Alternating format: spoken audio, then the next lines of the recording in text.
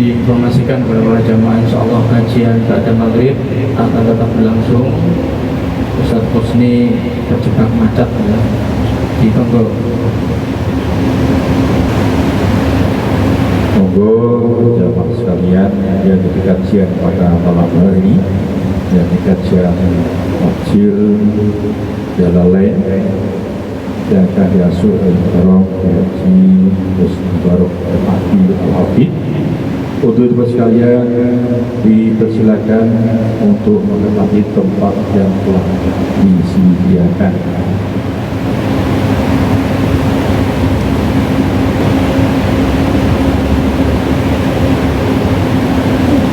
Silakan bapak yang masih di sekitar atau di sekiranya harus merapat.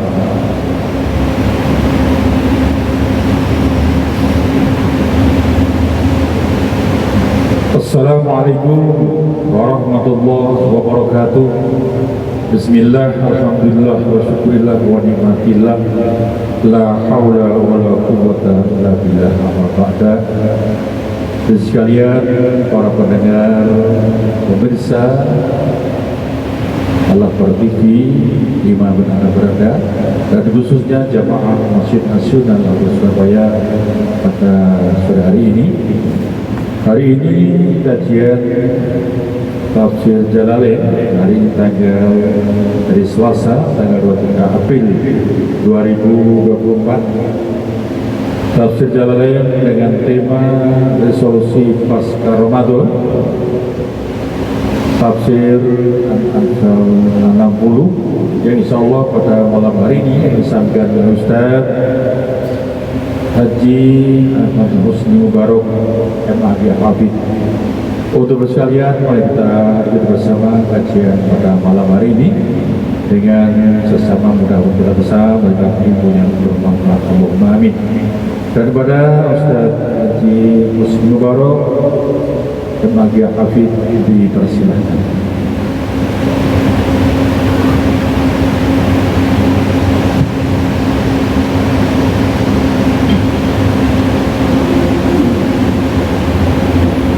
Assalamualaikum warahmatullahi wabarakatuh.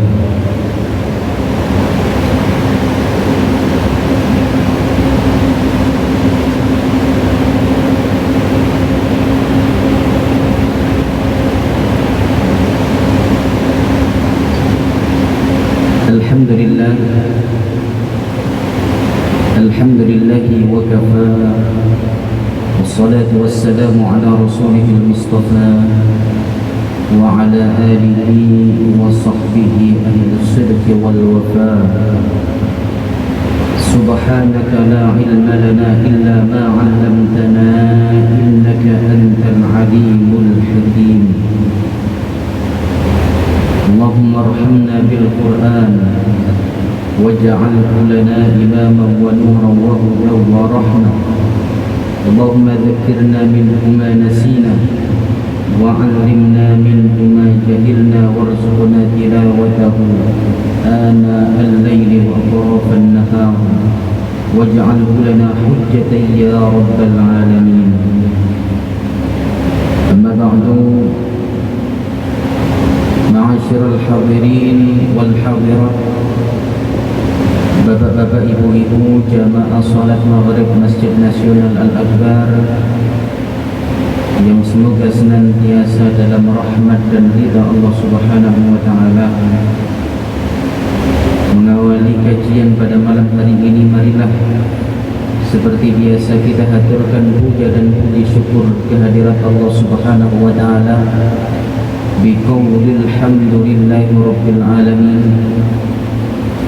karena atas aneka nikmat yang Allah berikan kepada kita, terutama nikmat iman, nikmat kesehatan, nikmat lapang, dan nikmat waktu, dan nikmat-nikmat lainnya, sehingga Allah mudahkan langkah kaki kita untuk menuju Masjid Nasional Al-Akbar yang kita banggakan ini dalam keadaan sehat walafiat. Kita berdoa kepada Allah, semoga apa yang kita kerjakan pada malam hari ini diterima oleh Allah Subhanahu wa ta'ala. Amin amin Allahumma amin. Juga Bapak Ibu sekalian, karena ini kajian pertama di bulan Syawal, mumpung saat ini kita masih berada dalam bulan Syawal, maka tidak ada salahnya Al-Faqir mengucapkan ja'alana Allah wa iyyakum minal 'aidin wal faizin. Mohon maaf atas segala kesalahan lahir dan batin. Bapak Ibu sekalian, ja'alana Allah wa iyyakum minal 'aidin wal faizin. Kalimat yang biasa kita ucapkan, yang itu termasuk di antara ucapan selamat Idul Fitri yang sangat baik menurut saya. Ada lagi yang biasanya kalau hari raya Idul Fitri, Pak, banyak orang mengucapkan selamat Idul Fitri, biasanya ngetik kalimat-kalimat indah. Ketika tangan tak bisa menyentuh, fisik tak bisa berjumpa, yang biasanya tidak puitis jadi puitis kalau hari raya, meskipun itu kopas semua. Nonton si penting biasanya kata ketemu WA kosong ya, kosong. Kalimat ucapan yang terbaik adalah ja'alana Allah wa iyyakum minal 'aidin wal faizin, yang mana kalimat ini kalau kita terjemahkan, ja'alana Allah wa iyyakum, semoga Allah menjadikan kami dan kalian minal 'aidina, termasuk di antara orang-orang yang kembali, wal faizina, dan orang-orang yang beruntung atau orang-orang yang mendapatkan kemenangan. Ini adalah doa yang sangat-sangat baik. Semoga Allah menjadikan kami dan kalian termasuk di antara orang-orang yang kembali. Maksud daripada kembali ini apa, Bapak Ibu sekalian?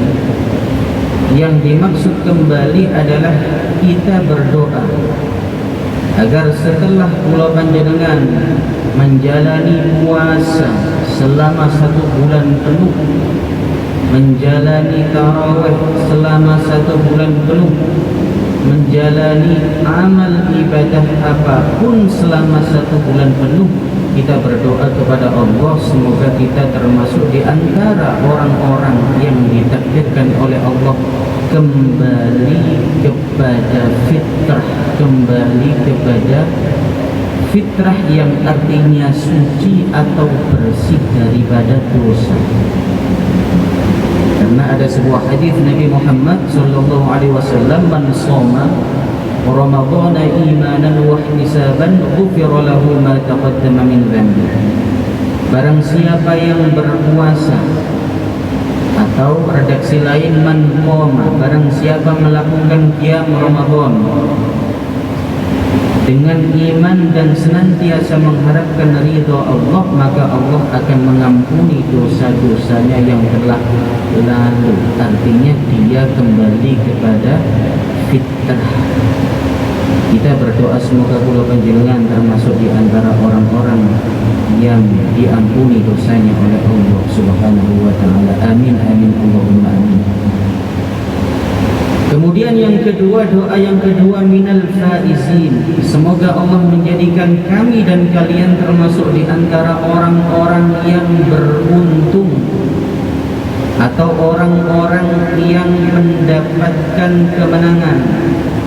Maksud daripada beruntung ketika orang menjalani puasa dan ibadah yang dilakukan dalam bulan Ramadan sebagaimana disebutkan tadi, ketika dosa-dosanya niki diampuni oleh Allah, maka dia termasuk orang-orang yang beruntung mendapatkan surga Allah Subhanahu wa taala. Atau orang-orang yang mendapatkan kemenangan. Kemenangan dalam arti dalam 1 bulan penuh kula panjenengan niki melakukan jihad yang begitu luar biasa, melakukan peperangan terhadap siapa? Terhadap nafsu kita, Bapak Ibu sekalian. Kita berperang dengan nafsu kita.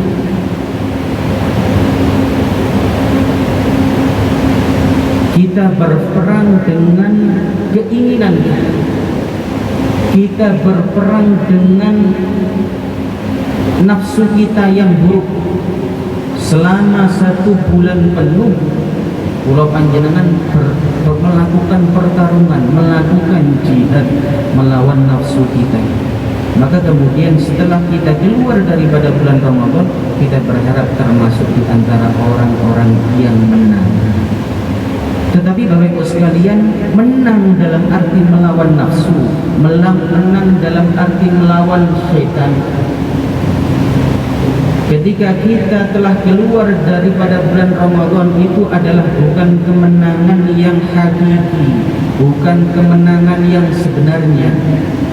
Karena kenapa? Peperangan, jihad melawan nafsu, jihad melawan syaitan, itu adalah jihad yang terus-menerus harus kita lakukan. Ketika kula panjenengan ini masih hidup di dunia ini, dan kemenangan yang hakiki, kemenangan yang sebenarnya adalah ketika kemudian kula panjenengan diambil oleh Allah, dan saat itu kita mendapatkan husnul khatimah. Amin amin Allahumma amin. Itu kemenangan yang sebenarnya, Bapak Ibu sekalian. Hadirin hadirat rahimakumullah,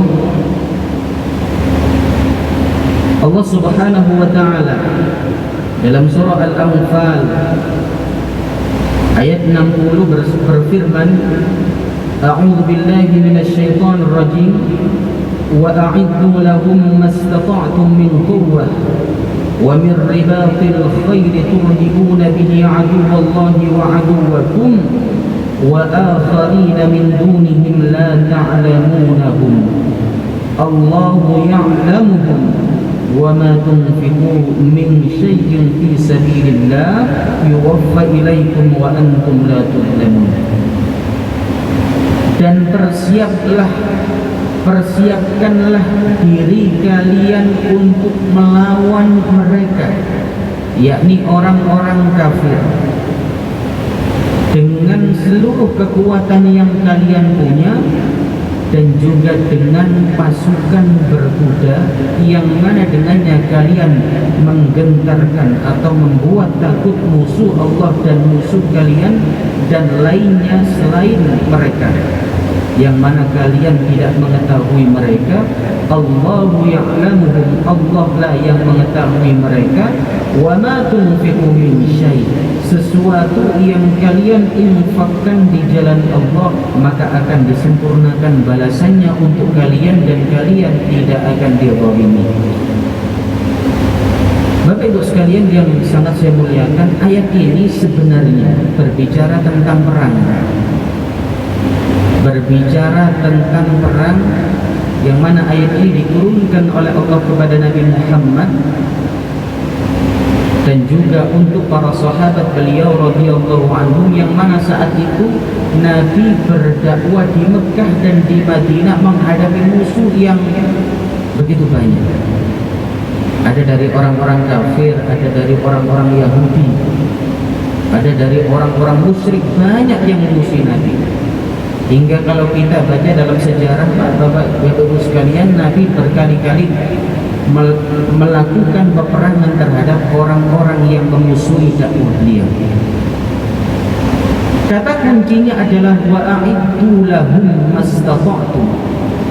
Persiapkanlah diri kalian untuk berperang melawan orang-orang kafir. Kula teng mriki tidak akan berbicara tentang perang melawan orang-orang kafir. Karena itu berkali-kali sudah kita bahas di pertemuan-pertemuan sebelumnya. Yang ingin saya tekankan di sini adalah bahwa peperangan itu adalah peperangan yang mana kita melawan musuh, tidak hanya musuh yang nampak tetapi juga musuh yang tidak nampak.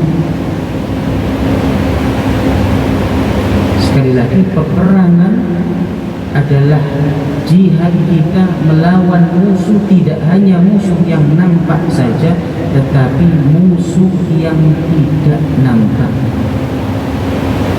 Musuh yang tidak nampak apa saja? Syaitan, dia. Kemudian yang paling berbahaya, yang paling penting, dan itu ada dalam diri kita sendiri, musuh yang tidak nampak itu adalah nafsu kita. Makanya kata Nabi Muhammad SAW, al-muhajir man hajara rasul. Orang yang hijrah itu hakikatnya adalah orang yang hijrah dari perbuatan dosa. Wal mujahid man jahada hawahu. Orang yang berjihad yang hakiki adalah orang yang berjihad melawan hawa nafsu. Bapak Ibu sekalian yang sangat saya muliakan, hari ini kita telah keluar daripada bulan Ramadan. Hari ini kita sampai di bulan-bulan Syawal. Maka penting bagi kula panjenengan ini menetapkan atau membuat resolusi pasca Ramadan. Jangan sampai kita menjadi orang sebagaimana yang dikatakan para ulama, kunu rabbaniyin wa la takunu ramadaniyin. Jadilah kalian hamba-hamba Allah yang senantiasa terus mendekat dengan Allah, melaksanakan perintah Allah, menjauhi larangan Allah Subhanahu wa taala selamanya. Wala takunu ramadaniyin, dan janganlah kalian menjadi hamba-hamba Allah ketika hanya berada di bulan Ramadan. Ya Ramadan penting, jamaah. Mari Ramadan ke jamaah. Ramadan penting maca Quran sampai khatam berkali-kali. Mari Ramadan Quran gak ada jemput. Ramadan sedekah terus. Ramadan qiyamul lail terus. Kemudian setelah Ramadan tidak pernah bersedekah, tidak pernah qiyamul lail, tidak pernah membaca Quran.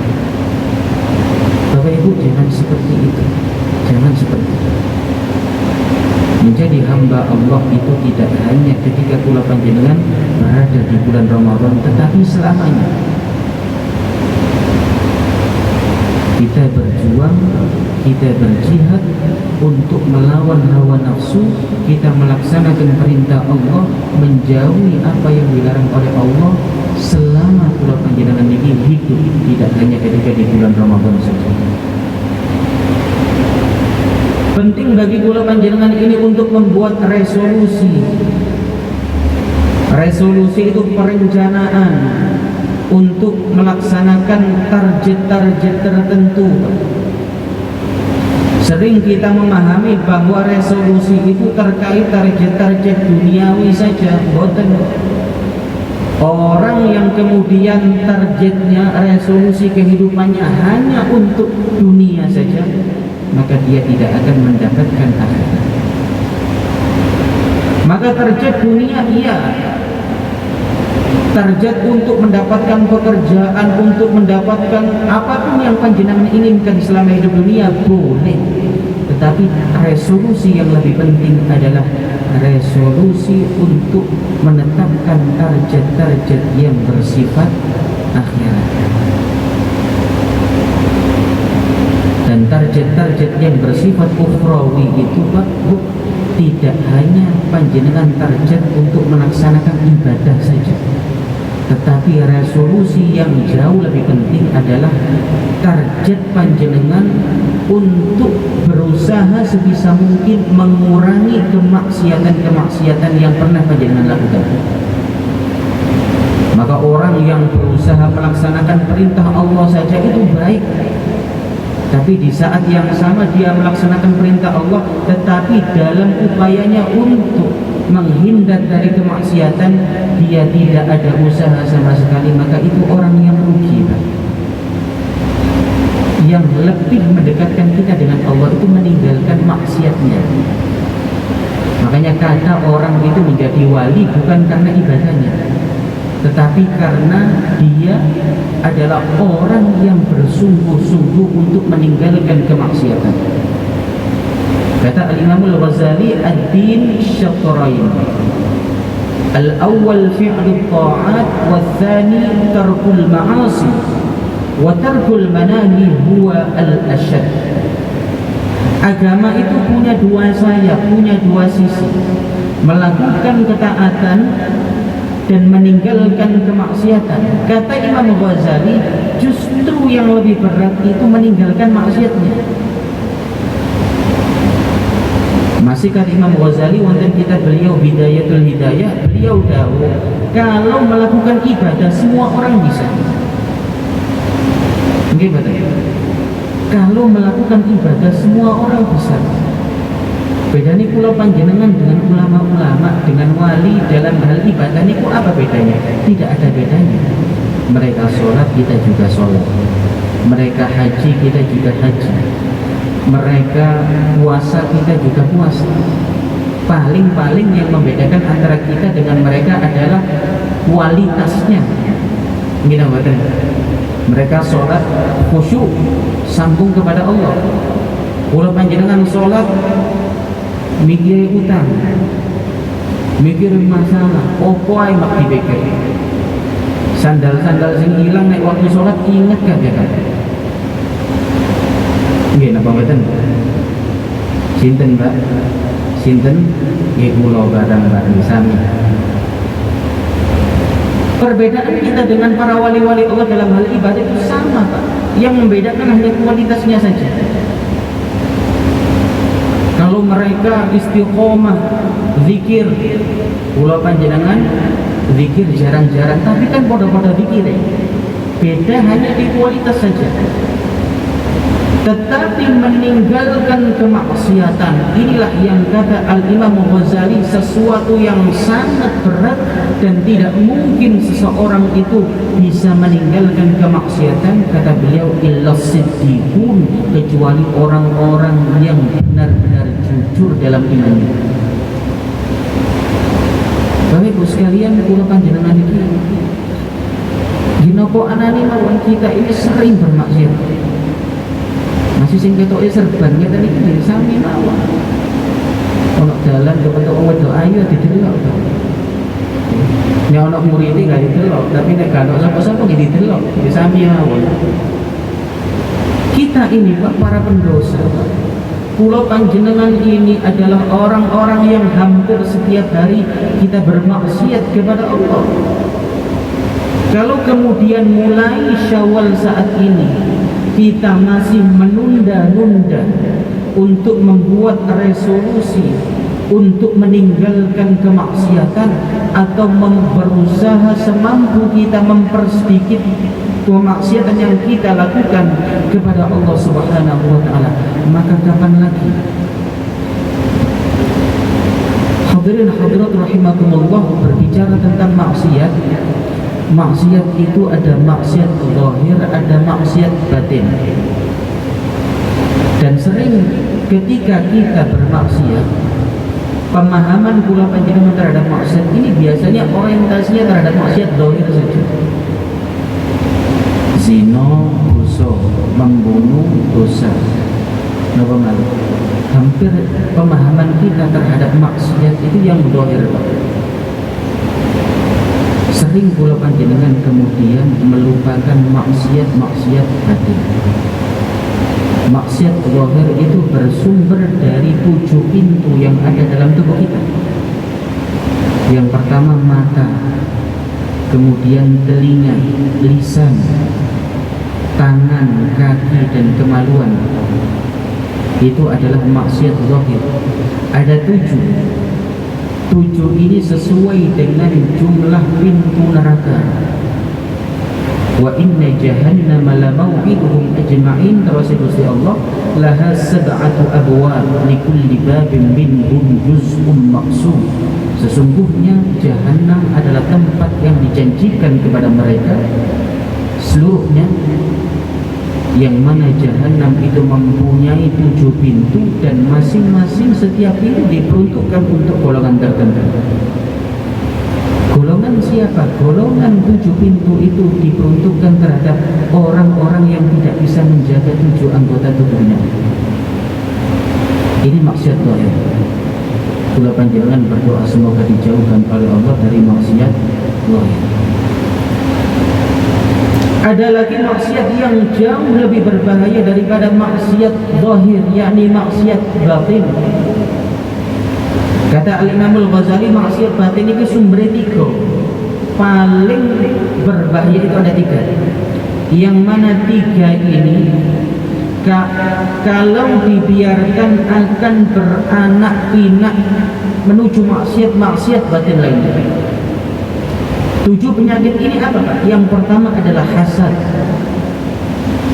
Yang kedua adalah sombong.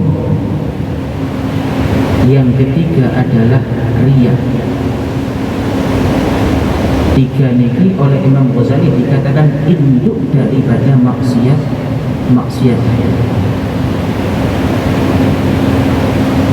Tentang hasad, Nabi Muhammad SAW Nabi Dawud, al-hasad ya'kulul hasanati kama ta'kulun narul hatab.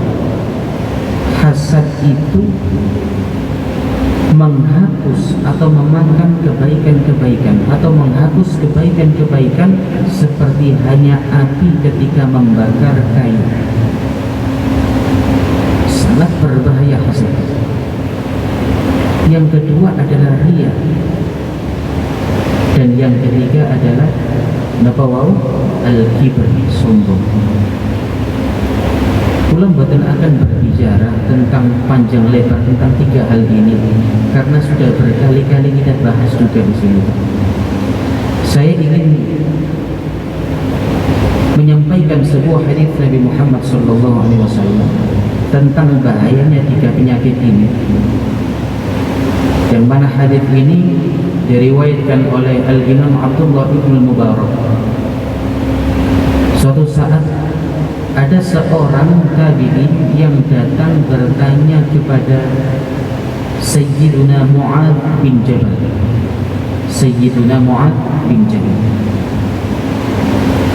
Tabi'in ini kemudian bertanya kepada Mu'ad bin Jabal, wahai sahabat Rasulullah, terangkanlah kepadaku hadis Nabi Muhammad SAW yang engkau dengar langsung daripada beliau, yang mana melalui hadis ini aku bisa mengambil pelajaran atau hadis ini akan menjadi panduanku seumur hidup agar aku mendapatkan ridha Allah Subhanahu wa taala.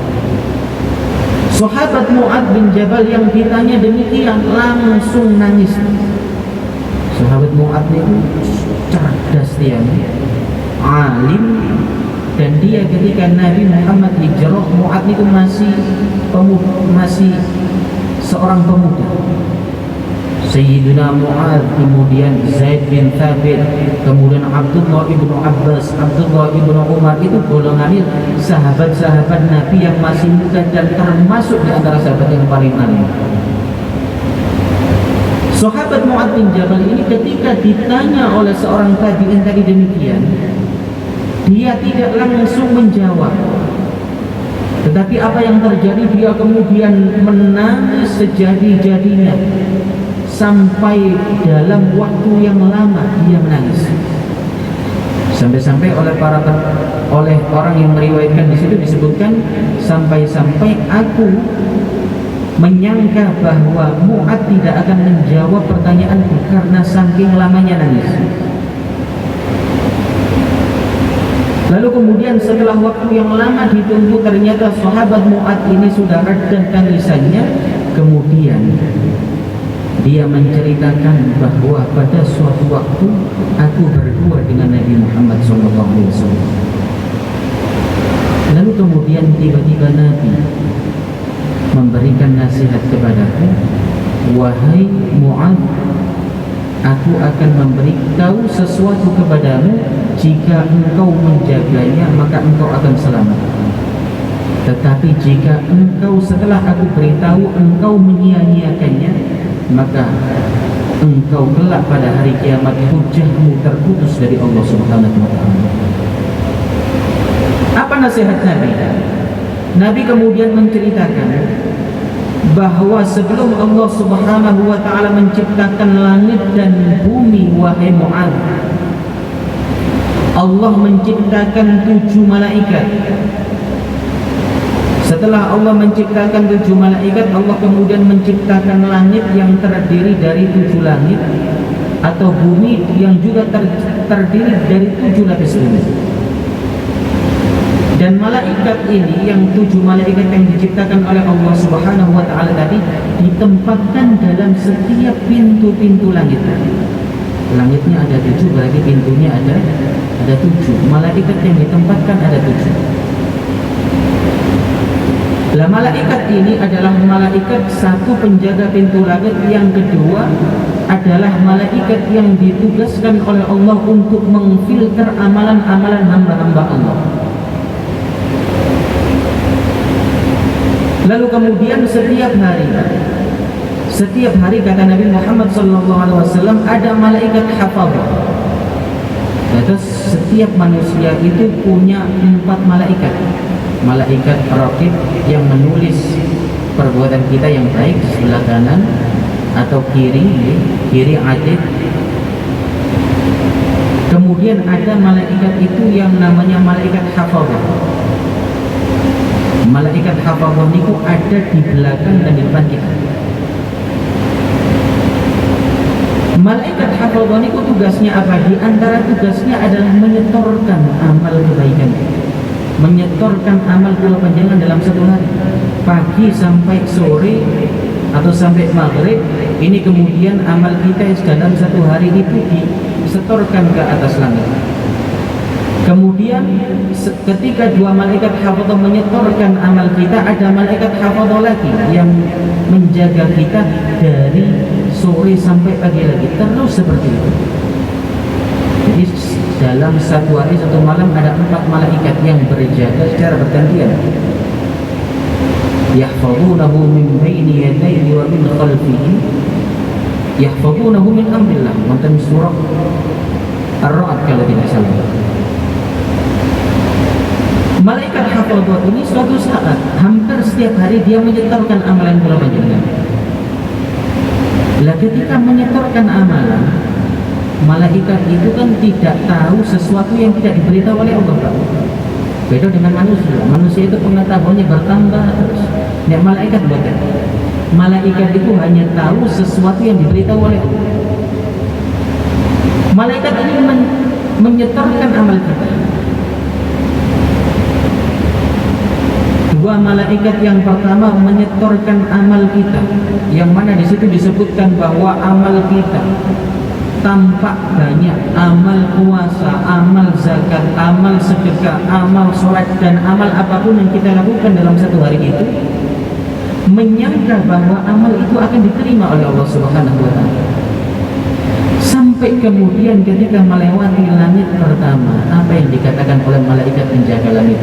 Wahai malaikat hafazah, lemparkan amalan ini ke wajah orangnya. Idribu wajhal sahibi, dalam hadis itu disebutkan. Kenapa bisa demikian?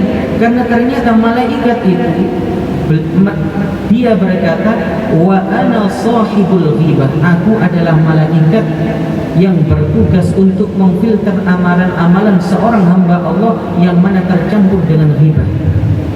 Ketika dalam satu hari itu dia melakukan ibadah-ibadah yang itu berpahala, tapi ternyata bercampur dengan ghibah, maka amalan ditolak. Malaikat selanjutnya naik ke langit kedua. Ketika sampai di langit kedua, Pun demikian, malaikat itu menyangka bahwa amalan-amalan orang itu diterima oleh Allah. Setelah sampai di langit kedua, oleh malaikat yang bertugas di pintu langit kedua, dia berkata, idribu wajha sahibi, lemparkan pahala amal ini ke orang yang melakukan. Karena kenapa? Aku adalah malaikat yang menjaga, ditugasi oleh Allah menjaga terkait penyakit hasad, dan ketika amal orang itu bercampur dengan hasad, maka dia ditolak melalui pintu malaikat. Terus Pak, sampai 7 langit. Ternyata banyak orang itu yang beribadah kepada Allah tapi masih hasad, masih riba, masih riya, masih kiber, masih sombong, ataupun melakukan penyakit-penyakit hati lainnya, sehingga kemudian orang-orang tersebut menjadi orang yang bangkrut ketika di akhirat. Karena kenapa? Ketika di dunia dia menjadi ahli ibadah, dia menyangka bekalnya sudah banyak, tapi ternyata karena bercampur dengan hasad, bercampur dengan riba, bercampur dengan riya, maka semua amalan-amalannya tertolak. Hadirin hadirat rahimakumullah, niki sebagai pengingat kula panjenengan sedaya, kita tetapkan resolusi setelah Ramadan ini. Resolusi untuk apa?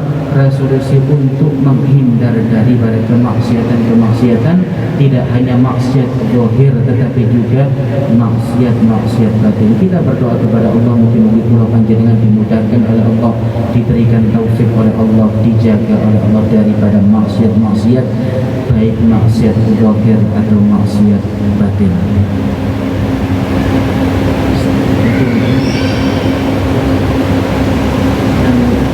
Baik Bapak Ibu sekalian, sebelum kita tutup, ada waktu 6 menit. Mungkin ada yang ingin bertanya.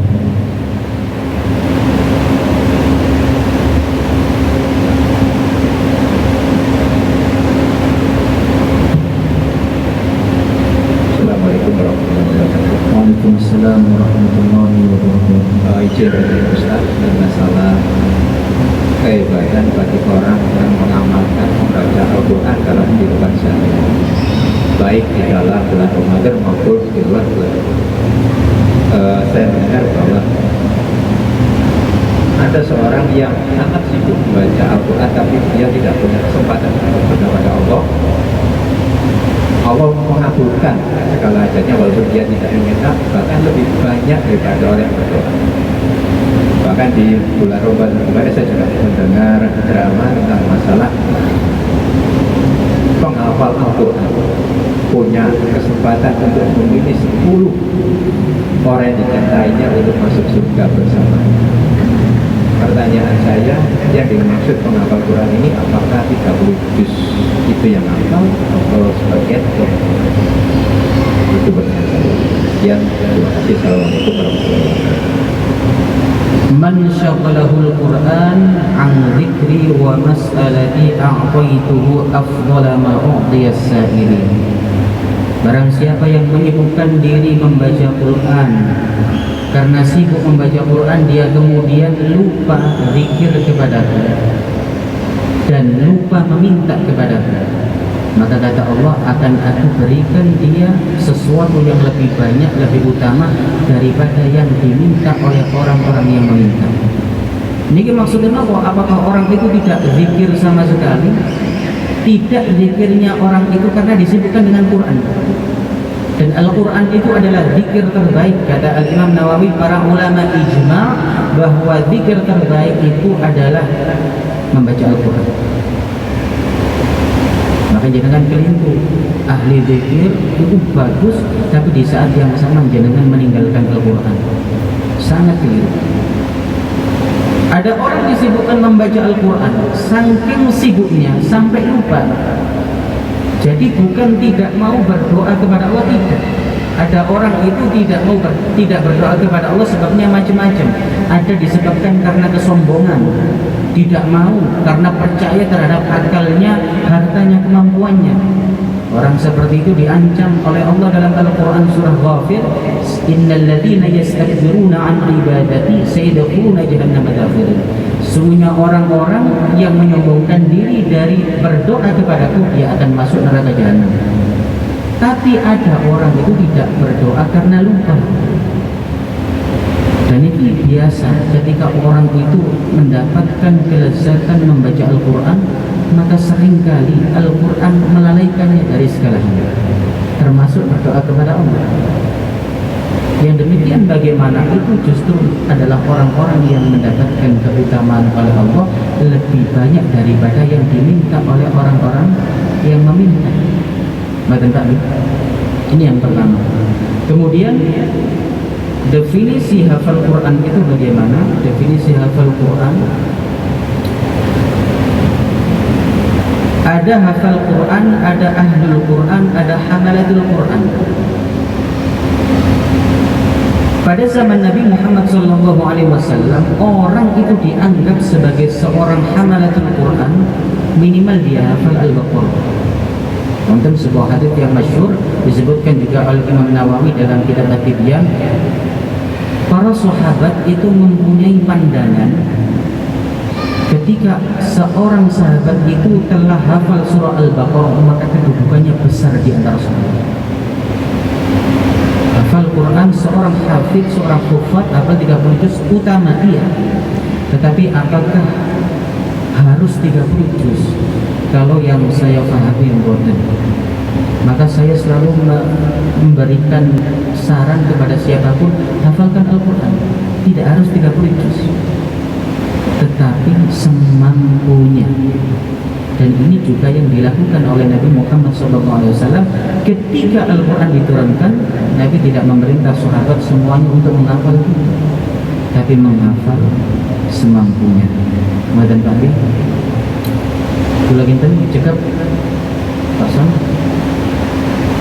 Baik Bapak Ibu sekalian yang sangat saya muliakan, demikian kajian tafsir Al-Quran pada malam hari ini. Kita berdoa kepada Allah semoga apa yang kita kaji pada malam hari ini diberikan pemahaman oleh Allah Subhanahu wa Ta'ala. Tidak hanya faham, tetapi kita diberikan kemudahan oleh Allah untuk mengamalkannya. Mari kita akhiri majelis kajian pada malam hari ini dengan membaca doa kafaratul majlis. Bismillahirrahmanirrahim. Subhanallah wa bihamdihi, asyhadu an la ilaha illa anta, astaghfiruka wa atubu ilaik. Wal 'afwu minkum. Assalamualaikum warahmatullahi wabarakatuh.